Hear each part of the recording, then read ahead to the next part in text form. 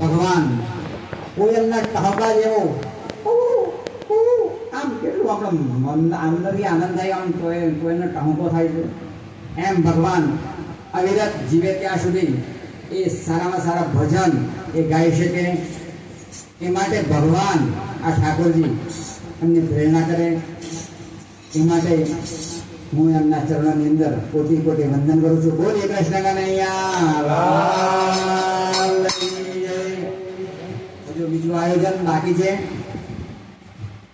બપોરભાઈ ઉભા થો, આજે તમે ઉભા થો, સતીશભાઈ ઉભા થાય.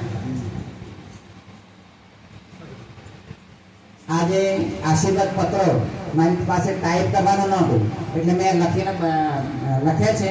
તો આ સતીશભાઈ વાંચશે. પેલા ઠાકોરજીને વંચાવો. આમ ઠાકોરજી સામે કરો, પેલા ઠાકોરજી સામે આમ કરો, એમ નહીં આમ. હા બસ બસ બોલો. ભગવાન વાંચી લે. એ તો વાંચી લીધી અમને, તેમ ક્ષણમાં વાંચી લાગે. અમને તો પ્લીઝ અચલ આવી ગયો. માઇક છે, માઇક આવવાનું.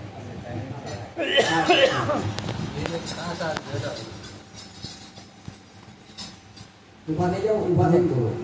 મારે બીજો આપવાનું છે પછી પત્ર. બોલો.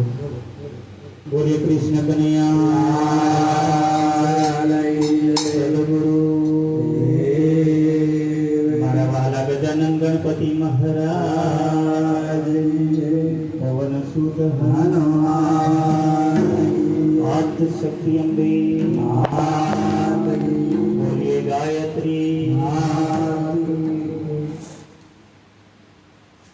પૂજ્ય શ્રી મોટાભાઈ રમણભાઈ ડી પટેલ સહર્ષ આનંદ સાથે જણાવવાનું કે આજે અમને તારીખ 15/5/2025 થી તારીખ 21/5/2025 સુધી અમને ભાગવત કથામૃત માટે બેસવા માટે સ્થળની જગ્યા તમારા આંગણામાં આવી તેમજ તમામ પ્રકારની સેવા પણ આપી.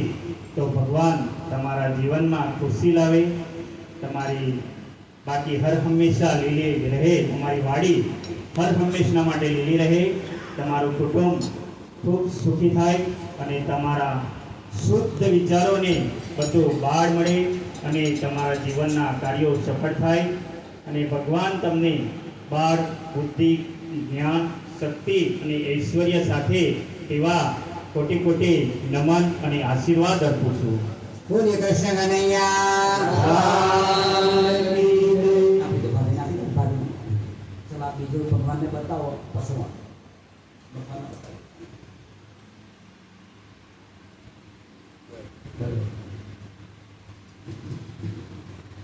મંજૂરી માટે પત્ર છે કે જે ભાગવત કથા માટે મંજૂરી આપવા બાબત પૂજ્ય શ્રી રમણભાઈ ડી પટેલ સવિનય સર ભારત સર ઉપરોક્ત બાબત માટે ભાગવત કથામૃત માટે તારીખ 15/5/2025 થી 21/5/2025 સુધી તમારા ઘરે બેસવા માટે જગ્યા આપવા વિનંતી છે. તમારે પૂરેપૂરો સહયોગ અને સાથ સમય સેવા શક્તિ આપવા બદલ હું આપનો ખૂબ ખૂબ આભાર માનું છું. બોલીએ કૃષ્ણ કનૈયા. રાજા રણ છોડ અરે ઓ ડાકોર ના ઠાકોર તારા વચન કરવા જાતો. ડાકોર ના ઠાકોર